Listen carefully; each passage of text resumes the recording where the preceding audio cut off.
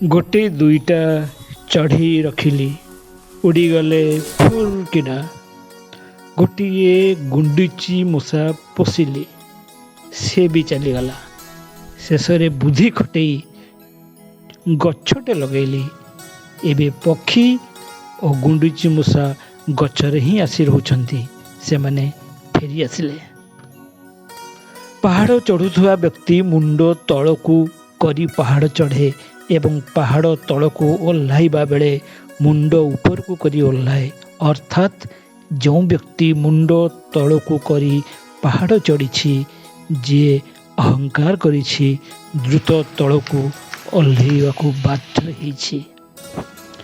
एकाकित्व जहाँ आपण को शिखेब पृथ्वीर कौनसी भल बही ता शिखाई परिबो नाही।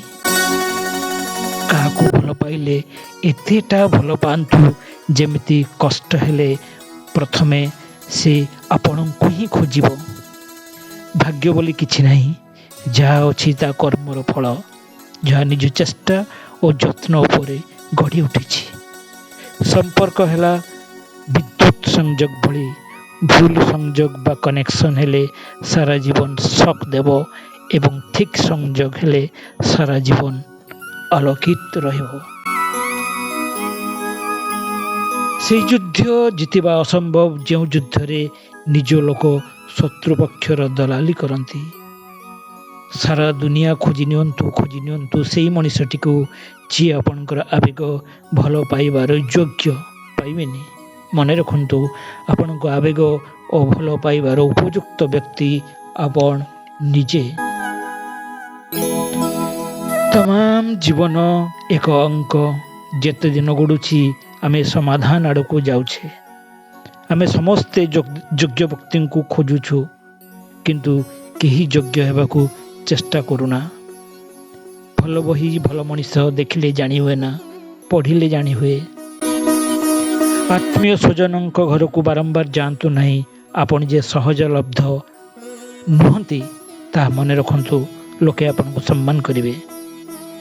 निमंत्रण थिले भी 3 जन घर को केबे जीवेनी। 1 जे खुआइबा परे खुंटा दिए, 2 जे अवैध भाव अर्थ उपार्जन करे, 3 जे सामने प्रशंसार जुआर रे भसाई दिए किंतु पछरे बदनाम करे। आवश्यकता को सामर्थ्य भितर रखंतु देखिबे जीवन मधुमय ही जीव। मशारी बाहरे पाद रखिले मशा तो कामुड़िबो। टोपाए वर्षारे बन्या ही पारे जदि बसाटी पिंपुड़ीर हुए। सेमिति टोपाए प्रेम रे सुख मिले जदि प्रेम खांटी हुए। केवल साप नुहंती किछि मनीष मध्य विषाक्त थांती। साप को तो दूर चिन्ह हुए किंतु पाखरे थाई भी विषाक्त मनीष को चिन्ह हुए ना। बंधुत्व द्वारा क्रोध को जय करिवे, साधुता द्वारा असाधुता को जय करिवे, सत्य द्वारा मिथ्या को जय करिवे।